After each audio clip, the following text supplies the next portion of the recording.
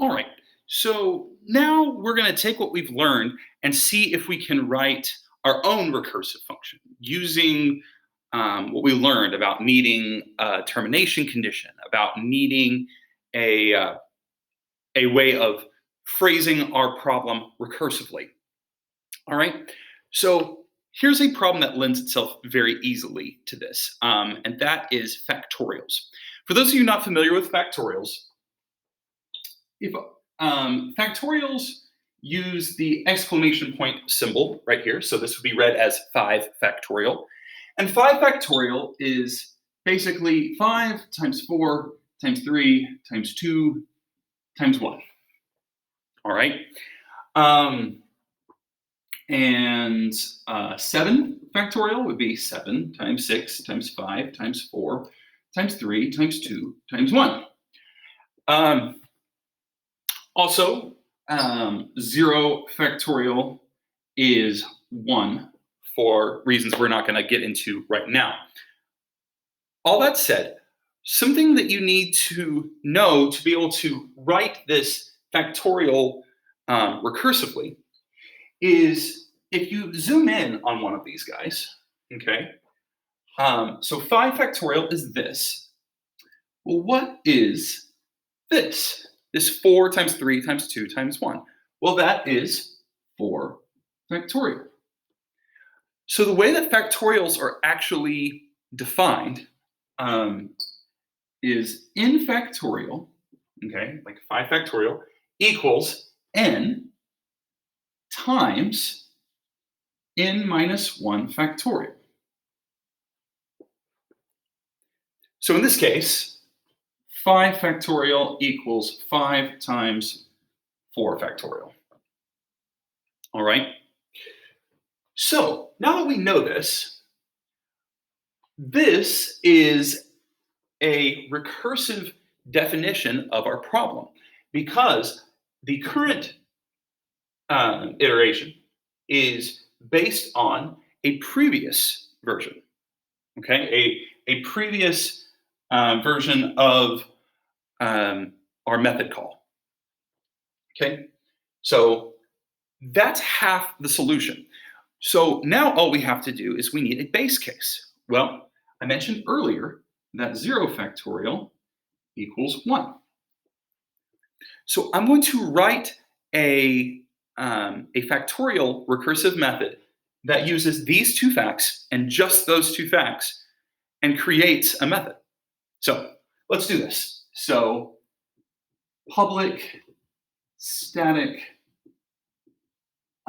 int in this case, factorial, and it's going to be int in. So what we're going to do, our termination condition in this case needs to come before our recursion. We need some sort of termination condition before the recursion just to make sure that we don't recur infinitely. So what's our condition? If n equals 0, return, well, what is it? It's 1. Okay, if n is 0, then we should be getting 1 as our solution. But for everything else, we're going to return this. N times factorial n minus 1. And that's it.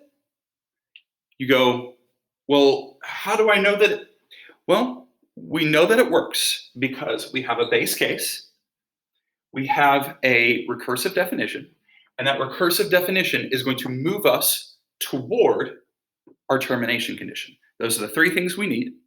Some people call this the recursive leap of faith, where if you can set it up, it will magically happen for you.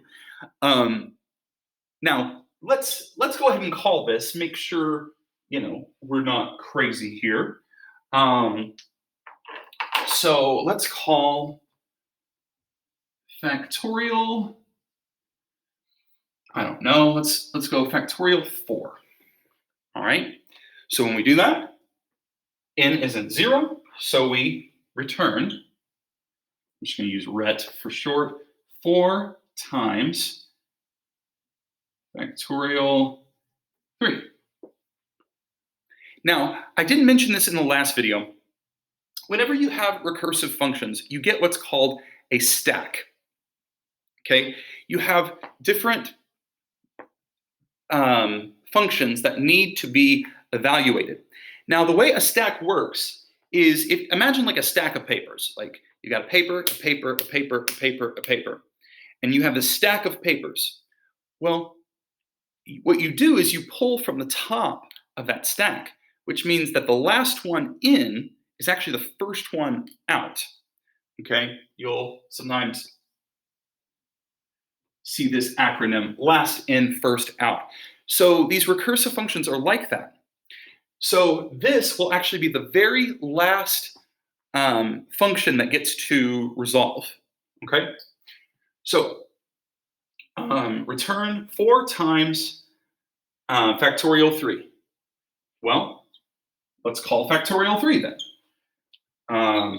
N is not 0, so we return 3 times factorial 2. And that's not 0, so we return 2 times factorial 1. And since that's not 0, we return 1 times factorial 0. Now, factorial 0, it is 0. So we get to say, okay, this guy, we have resolution on that guy. That guy gets to return its value of 1. Well, what's 1 times 1? Well, that's 1. 1 times 2 is 2. 2 times 3 is 6. 6 times 4 is 24. So factorial 4 is 24. It's worth mentioning that factorial 3 is 6. 3 times 2 times 1 is 6. Factorial 2 is 2. Factorial 1 is 1. So all of these are valid methods in their own right. Okay?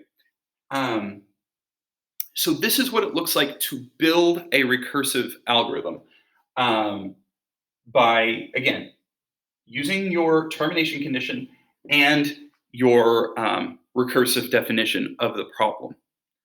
And this is how your stack works.